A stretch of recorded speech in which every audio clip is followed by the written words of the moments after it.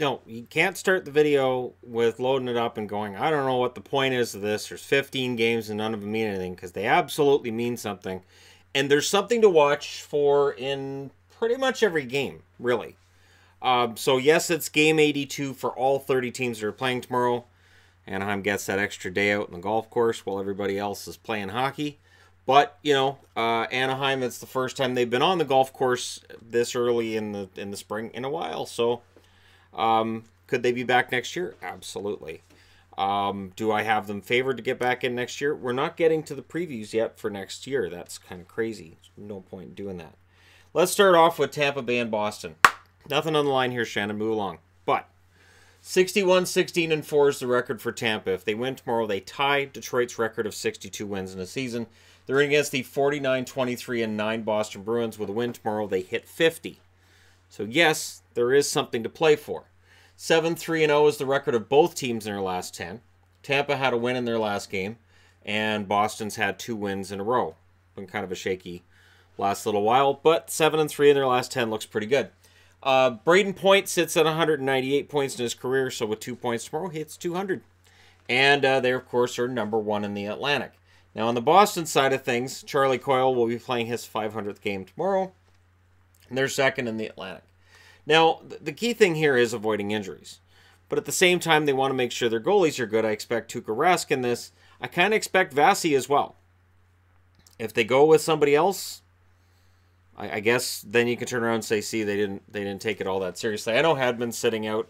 I know the Bruins had guys sitting out in the last game. I don't know if they're going to have them sitting out in this one as well. I get nervous when players are sitting out for the simple reason that I've seen cases in the past where a team will rest players and then it kind of takes them out of it and they're not really good to go. So I think anybody who rested the last game for Boston probably plays tomorrow. I haven't heard anything saying they're all going to be rested. Could it happen? Yes. Would it make me happy? Not really, no. Because I don't like seeing a team back into the playoffs. So they've had 2 wins in their last 2 games.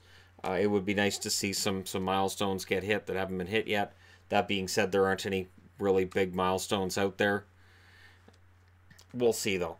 This could be a second-round preview. Do either of these teams try to send a message? Maybe. It could be a second-round preview, and it might not be, because the playoffs are more unpredictable than we sometimes give them credit for. Moving along. Vancouver in against the St. Louis Blues. So Vancouver 35-36-10. If they win tomorrow, they reach 82 points, 500 on the season. Looks nice. St. Louis 44-28-9. They're trying to finish first in their division, which looks nicer. Vancouver's 6-4 in their last 10. They lost their last game against Nashville. And they've got Bo Horvat sitting at 98 career goals. So with 2 goals tomorrow, Bo Horvat hits 100. 7-1-2 is the record of St. Louis in their last 10. They won their last game. David Perron is sitting at 198 goals, and he's been a spark plug since he returned. Ryan O'Reilly's sitting at 497 points. Could he hit 3 points tomorrow against Vancouver? Maybe. They're third in the Central. They're 1 point behind Nashville. They're tied with Winnipeg, and Winnipeg has the tiebreaker on St. Louis. So while third place and playing Winnipeg, I don't think that's a series that necessarily scares St. Louis. I will say that I think St. Louis would prefer to finish first. I think they'd really like to see Nashville and Winnipeg both lose. They win and they finish first. Because then they'd have home ice in a second-round matchup with either Winnipeg or Nashville, who can then beat each other up. And it's highly likely whichever team would come out of that series would be pretty badly beat up. I expect Markstrom to end the season for Vancouver. Markstrom's had an amazing year.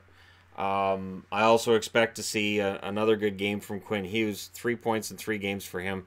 No goals yet, so he's kind of on the Toby line of things. But 3 games, you can't really fully Toby him yet. On the St. Louis side of things, of course, I expect Binnington. And I'm just saying because, you know, for Binnington, he set a record now for wins in a season by a rookie goaltender for St. Louis. But in that the playoffs don't start until Wednesday, yeah, you can play him tomorrow, and then you don't have to play him again until Wednesday. So I would expect the starters in a lot of these games based on that. At the same time, St. Louis does have something to play for. That's another reason to have Binnington in. You don't throw in Allen and go, all right, well, you know, it's Vancouver, so we'll just assume the victory. Vancouver's won 6 out of 10. They're not a horrible team. They're not a playoff team. They're not going to be a playoff team this year. obviously.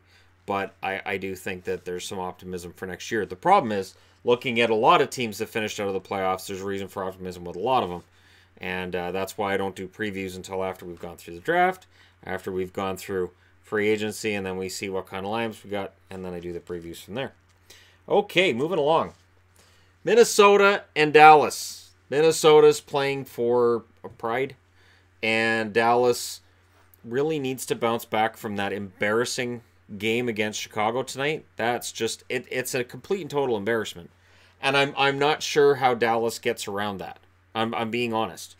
If they come out and they have an embarrassing game tomorrow against Minnesota, I'll be more than just a little concerned, because if they lose and Colorado wins in regulation or overtime, and if Dallas loses in regulation, Dallas would then be playing against Calgary in the first round, and I don't like that matchup. Not that I necessarily think Dallas is going to win a first-round matchup with whoever wins the Central, but I think they have a better chance of playing somebody they're familiar with than playing against the Calgary Flames.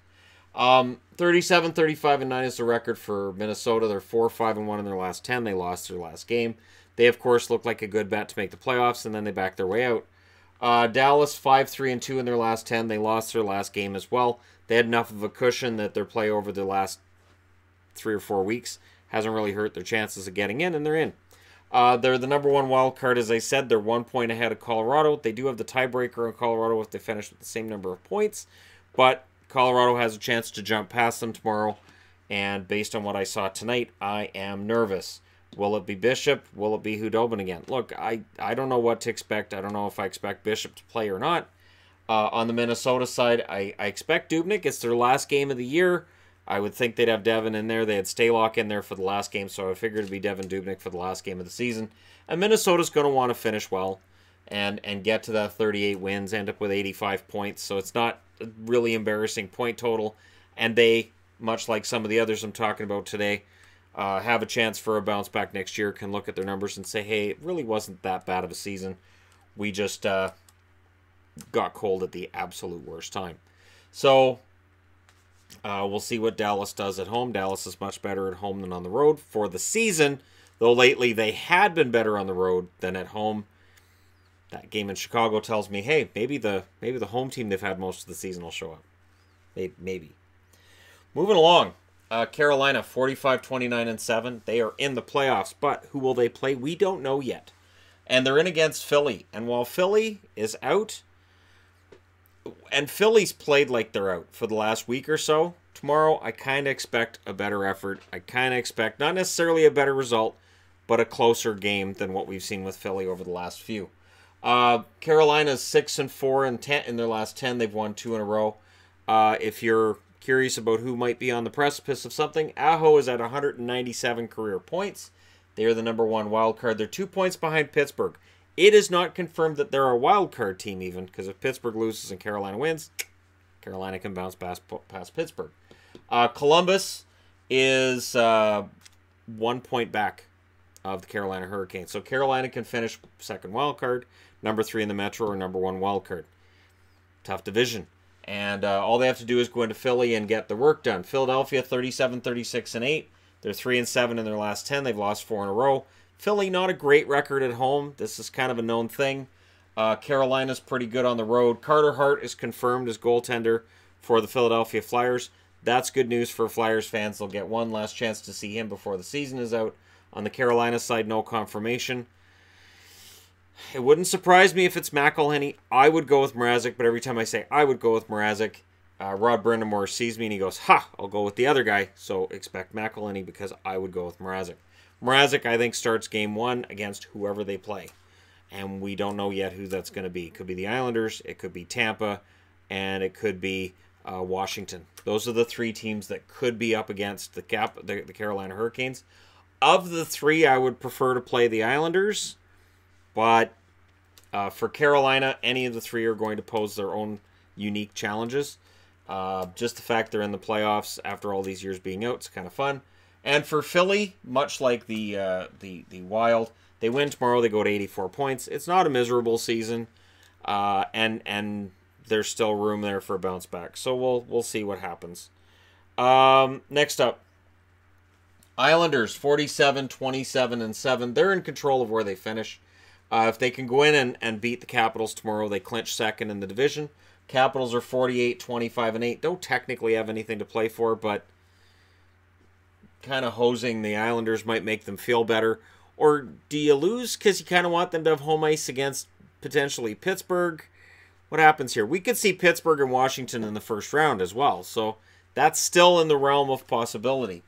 Anyways, at 6-4 in their last 10 and winning their last game, the Islanders are playing well going into the playoffs. They are, as stated, number 2 in the Metro, 2 points ahead of Pittsburgh, a win tomorrow, and they finish number 2. The Capitals, of course, 6-3-1 in their last 10. They won their last game, and they are number 1 in the Metro again.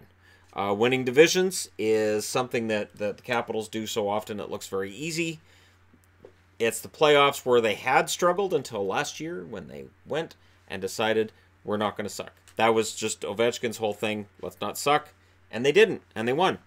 And so they're trying not to suck again, and we'll see how they do. And so this may be a second round preview. If the Islanders get out of the first round, I'm telling you, Islander fans would be very happy with that. After all these years of middling and mediocrity and all this, if you had a team that finishes second in the division, gets into the second round, even if the Caps knock them out, that's progress. I would expect Leonard. Grace played the last game, so I'd expect Leonard here, and I kind of expect Holtby for the Caps for the same reason that I outlined why other starting goalies would play, because these teams aren't going to play for a few days anyways. There's no harm in playing your starting goaltender. And the risk you kind of run is that if they don't play tomorrow, they may have had like almost a full week off. Maybe they're a bit cold going into the playoffs. As ridiculous as it may sound, you just never know. So coaches, I would expect to go with their best goalies. And again, this could be a second round preview, so it's kind of a fun thing to watch. There are reasons to watch all of these games, and I'll find them. Toronto in against Montreal. Come on, it's Bob Cole. I believe this is Bob Cole's last game tomorrow. I believe he's calling this one, right? So that's a reason alone to watch this game. Even if both teams were miserably out of the playoffs, it's still a reason to watch this game. Toronto's 46-28-7. Montreal's 43-30-8. Montreal was mathematically eliminated from the playoffs tonight by the Columbus Blue Jackets, but I expect there to be some pride on the line here.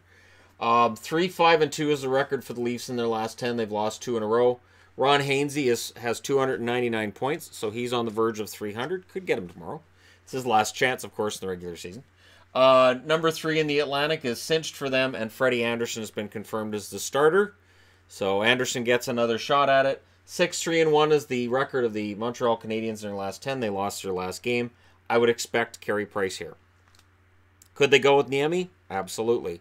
They're mathematically eliminated, so if they wanted to go with Niemi and say, Price, you gave us 66 games this year. Thank you so much for all your hard work. Take the night off.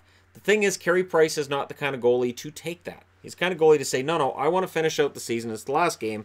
My last chance to play a game till October. And it's against Toronto. It's at home.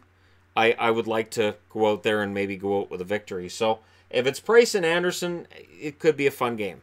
And Montreal would enjoy beating Toronto even if the game doesn't mean anything. And Montreal fans would enjoy watching Toronto get beaten even in a game that doesn't mean anything. Sort of like Anaheim and LA against each other tonight in a game that meant nothing for both teams, and yet they both played like it did. So the Habs have a ton of points. They have more points than Colorado. That will at some point be a conversation, if not now, at some point this summer, and probably be a video topic on teams that missed the playoffs that have more points than teams that did, because it happens every year. But it is an interesting topic of discussion, because I would argue that the Montreal Canadiens have had a better season than the Colorado Avalanche, and that, you know, if we had a conference crossover. I mean, think about it. So you have the 2 wild cards, right? So what if that number 3 spot on the wild card in the East is better than the number 2 in the West, and you did do a crossover? It sounds crazy, and it means for that number 3 wild card, which would be Montreal, your travel in the playoffs is going to suck. You're going to end up, you know, facing a pretty daunting task, but potentially you could have Toronto and Montreal in the Stanley Cup final. That way it could potentially happen. So just throwing that out there. It'll never happen. Nobody needs to worry about it. Colorado, 38, 29, and 14. See the records? The records are, Colorado's record is 5 less wins than Montreal, and yet they're going to the playoffs. And they've been struggling. But they're in against Vegas. See, I think because, I've got San Jose, and San Jose's playing Vegas. That matchup's already in my brain a little bit. They're in against San Jose, who are 45, 27, and 9, trying to hit the 100-point mark. We seem to have fewer teams at 100 points than last year, but there are 3 teams on the verge of it. There's a couple more that could hit it that are at 98, I think. I think it's about 5 altogether. So coming out of tomorrow, we could have a lot of teams with 100 points again. Every year seems to devalue the impact of hitting the 100-point mark. It's too bad. Anyways, San Jose will be getting that chance to hit 100 points and do so against the Colorado Avalanche. The Avs are 3-4-3 in their last 10. They did win their last game. That put them in the playoffs. They are the number 2 wild card. They are 1 point, as I said, behind Dallas. So what happens in San Jose, if Colorado loses in San Jose in any manner, whether it's an overtime loss that gets them a point or a straight-out regulation loss, Dallas will clinch the number 1 wild card. Dallas gets any kind of a point tomorrow, they clinch the number 1 wild card as well. San Jose doesn't really care. San Jose has nothing to play for. 45, 27, and 9. They're 2-7-1, though, in their last 10. They won their last game. I do think San Jose wants to go into the playoffs on a winning note.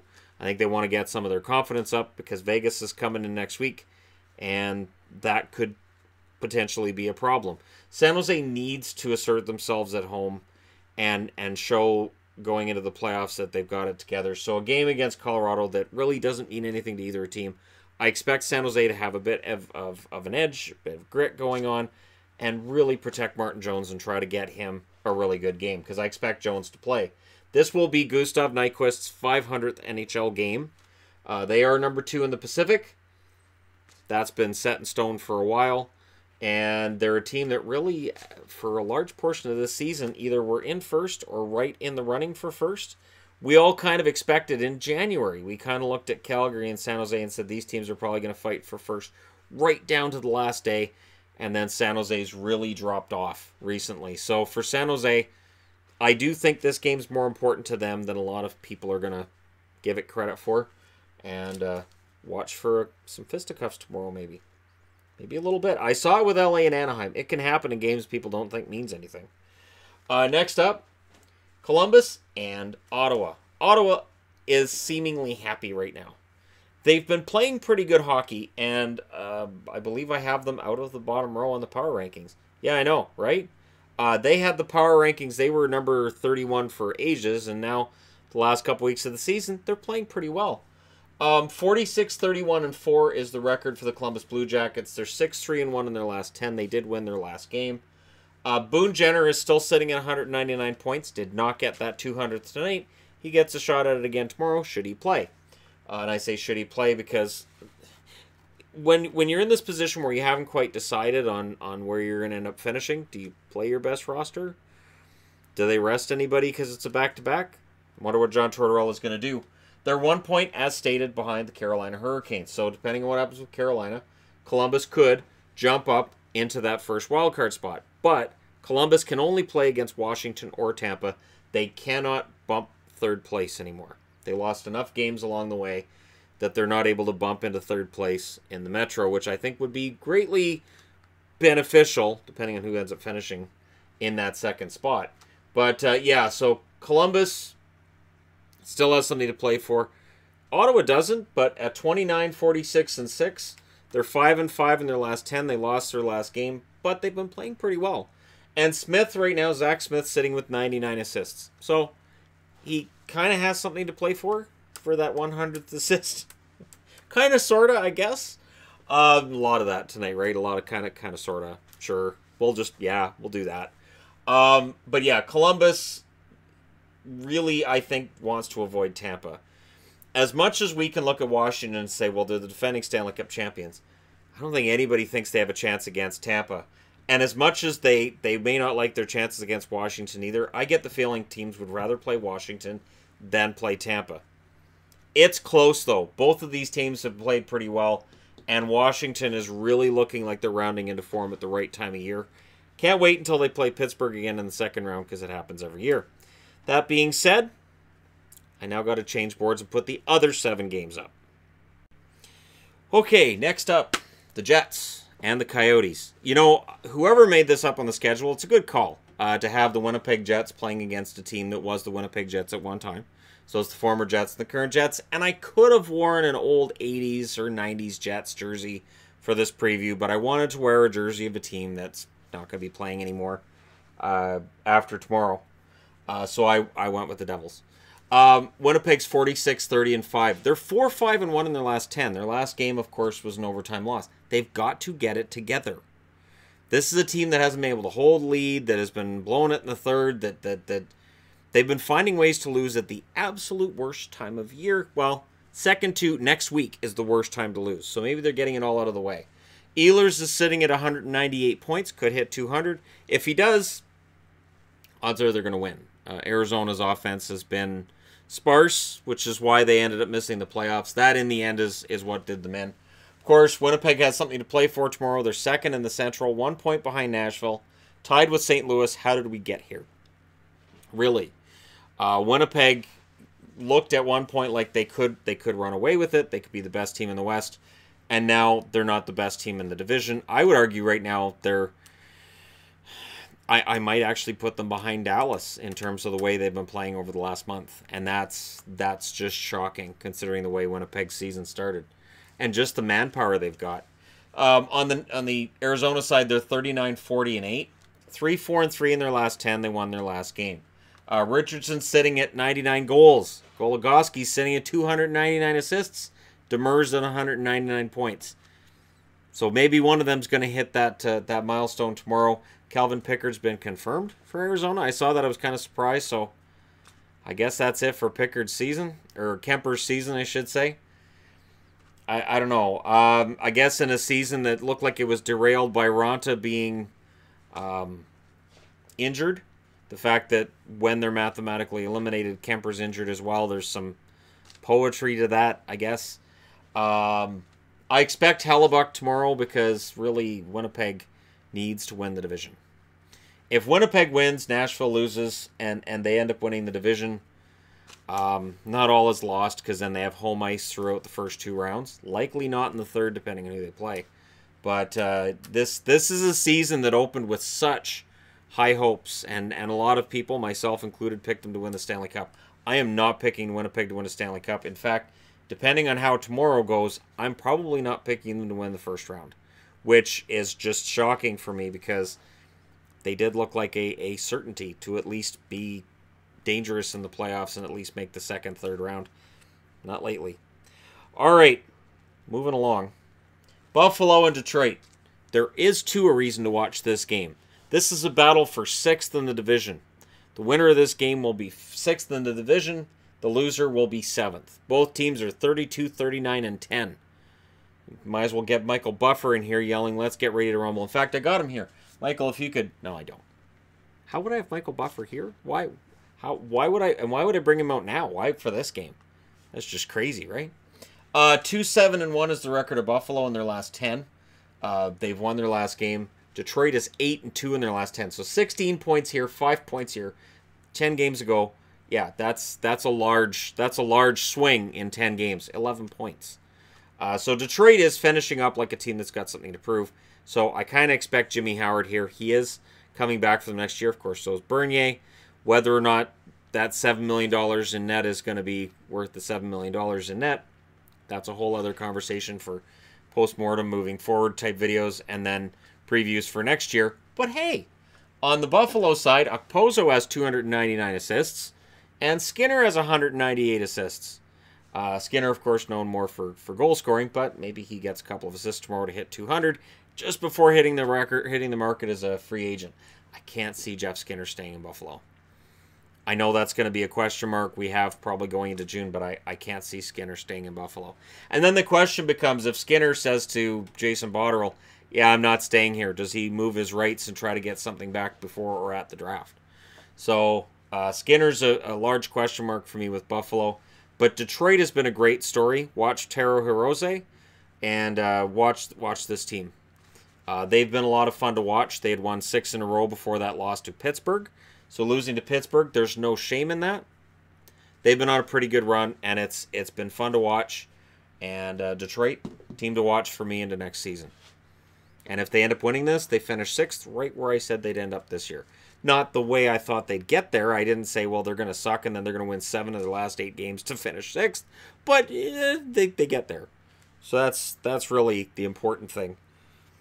It's sort of like when you're playing pool and you're trying to put the 8 ball in the far corner and you miss it and it bounces, and then it comes in this corner and you go, yeah, I know I was calling that corner, but that's really what I meant. That's kind of how my predictions work too. That's kind of how I meant. That's what I meant. That's how I meant it. All right, moving along from that one, we've got another no playoffs versus no playoffs game. Hey, it's fun. It's New Jersey, these guys, and against the Florida Panthers. It is too fun. You mean it's nothing on the line? 30, 41, and 10. They're sitting with 70 points. Now, if you look over here, LA's at 69. There's something on the line here. It's lottery draft positions and draft positions at the draft table from the second round going forward. Not that these teams care about it. New Jersey is not overly concerned with the idea that they want to finish second to last in the league. 4-5-1 has been their record in their last 10. Florida's been 4-5-1 as well. 30, 41, and 10 is the record for New Jersey. 36, 32, and 13 has been the record for Florida. There are important things in this game. Miles Wood's 200th game, should he play in it? And Blackwood's been confirmed as the starter. So there's a lot of Wood on the Devils side of things. That works. Hoffman's sitting at 299 career points. He can hit 300 tomorrow. And Roberto Luongo's been confirmed as the starter. Now, Luongo hasn't made up his mind. He's got a lot of thinking to do once the season's finished after tomorrow. And whether he retires or he comes back next year, yes, he's a Hall of Famer for me. For me, it's a Hall of Famer. Does he get in first ballot? Probably not, but I think he gets into the Hall of Fame. And that'll be a debate we have as soon as he's named or not named. So if he doesn't make it that first year, but he's close, we'll probably see some conversation. If he's not close, we'll see more conversation than that. So this may be his last game tomorrow. It's worth watching for that reason. And for New Jersey, Blackwood, is he going to be one of their top 2 next year? Is he going to be the top goaltender? What's going to happen? That's worth watching as well. So, see, there's always a reason to watch any given hockey game. It's just a matter of how you approach it. Nothing on the line here. But for Florida, what a lost season. And if they win tomorrow, they end up with 87 points. So it's not awful. Their point total's not horrible. It could have been so much better. This is one of those things where for people who haven't watched Florida, probably say, oh, Shannon talks up Florida too much. Florida was good this year. They couldn't get the defense, the goaltending in certain periods that completely cost them the playoffs. That's something that either Dale Talon figures out next year. If this happens again next year, GM's got to go. And I don't know if they're going to have the patience to keep him around this year either. This organization isn't going to be happy with this result. And then when you look at the attendance, those two things combined, the pressure's on to turn it around. Okay, moving along. The Rangers, 31, 36, and 14. So they've tied Colorado with the ever-so-popular loser point. In against the 44, 26, and 11 Pittsburgh Penguins, a team that has lost its share of shootouts and overtime games this year as well. Pittsburgh, it has not been a fantastic year. However, with a win tomorrow night, they end up with 101 points. And they can do so at home against the Rangers, a team that has struggled on the road. The Rangers are 3-6-1 in their last 10 games. They lost in a shootout tonight, so that's an overtime loss. Whereas Pittsburgh's 5-3-2 in their last 10. They've won their last game. Pittsburgh not setting the world on fire, but things change after tomorrow night. It's a best-of-7 series. And best-of-7 series, you got Crosby and Malkin on one side of the ice and Murray and Ned. That usually favors Pittsburgh, but we'll see who they're against, and then we'll discuss that at a later date. Lundqvist is still sitting at 449 wins. Georgiev played tonight, so I would expect Lundqvist tomorrow. He has not been confirmed. On the Pittsburgh side of things, they're number 3 in the Metro. They're 2 points behind the Islanders, 2 points ahead of Carolina. A win guarantees them either third or second, depending on what the Islanders do. And because this game's important, I expect Matt Murray in net. So it would be Murray against probably Lundqvist. That could be an interesting game. Can Lundqvist get to 450 wins? Can the Rangers cost the Pittsburgh Penguins a chance to move up to second and maybe end up causing them to fall behind Carolina and set up Pittsburgh and Washington in round 1?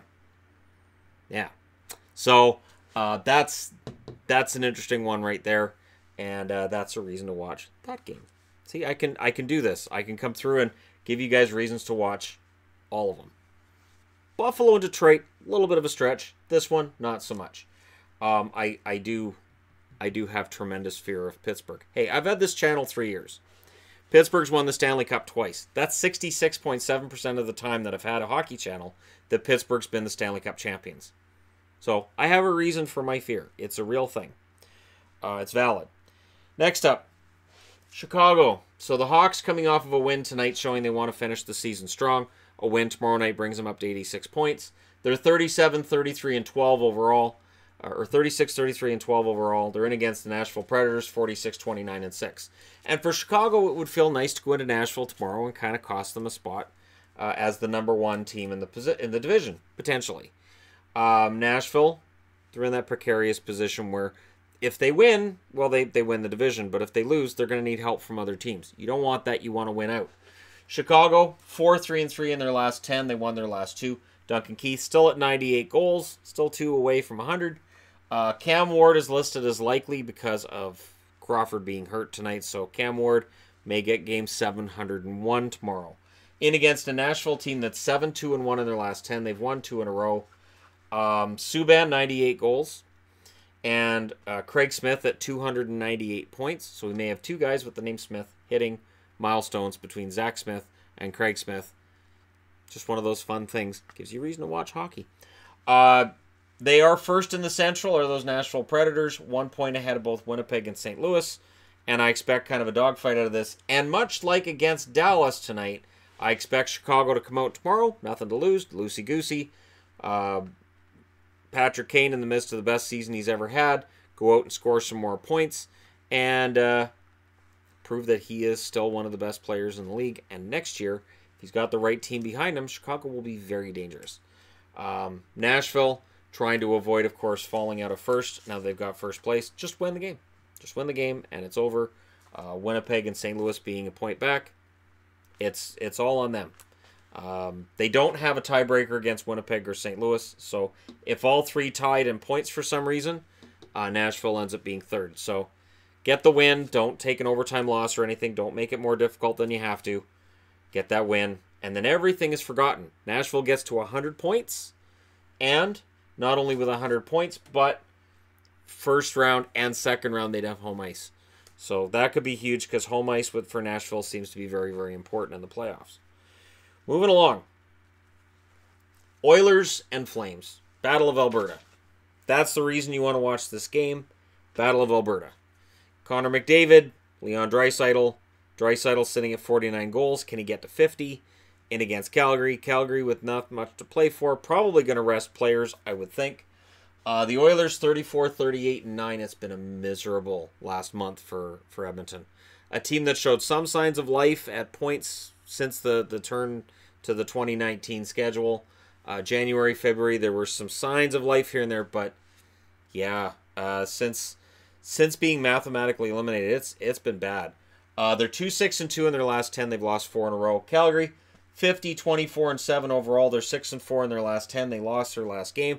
Calgary fans will say, nothing to see here. It doesn't matter. It wasn't our best lineup, which is fine, but turning it back on can be tricky.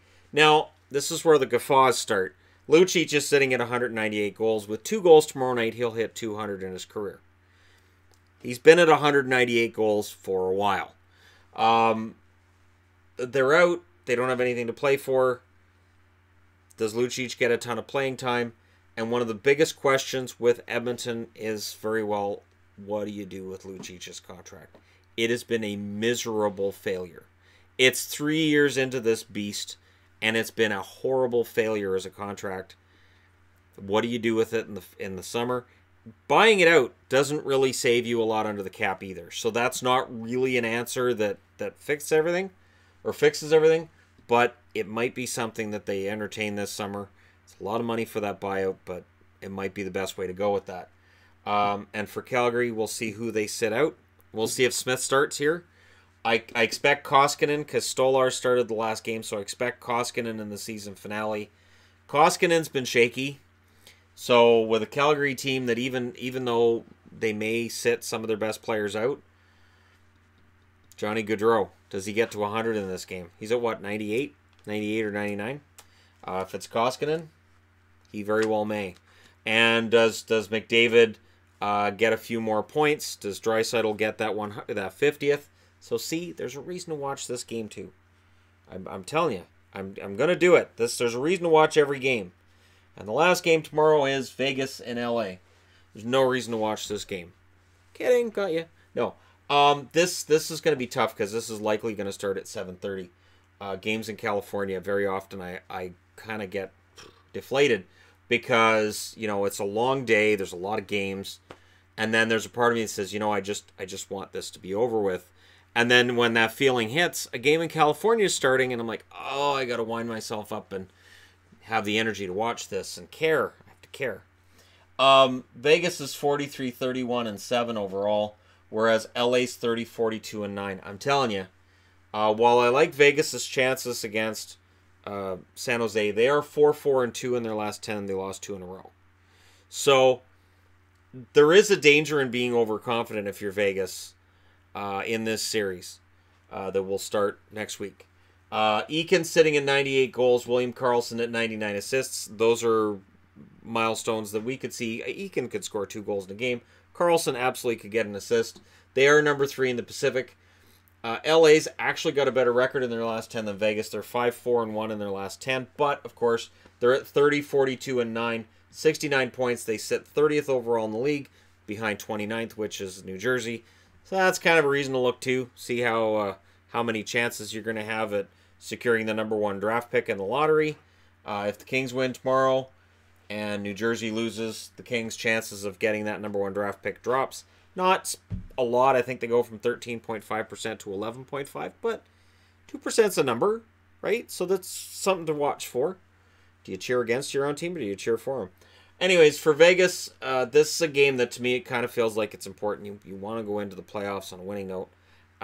And Fleury, I fully expect to be in this game. No confirmation, but I expect Fleury. Campbell played tonight, so I expect Quick in this one. Quick may very well enjoy shutting out the Vegas Golden Knights in the last game of the year. And I think after getting shelled by Anaheim tonight, LA may be a little bit fired up for another matchup with a division rival that is going on to the Stanley Cup playoffs. So we'll see what happens. Let me know what you guys think in the comment section below. Don't forget to hit like and subscribe if you're browsing your way through. Just happened upon this video. And yes, there are plenty of reasons to watch hockey tomorrow. And I will watch it, and I'm going to enjoy it. Thank you guys so much for watching. Thanks for all your support. I'll talk to you again soon.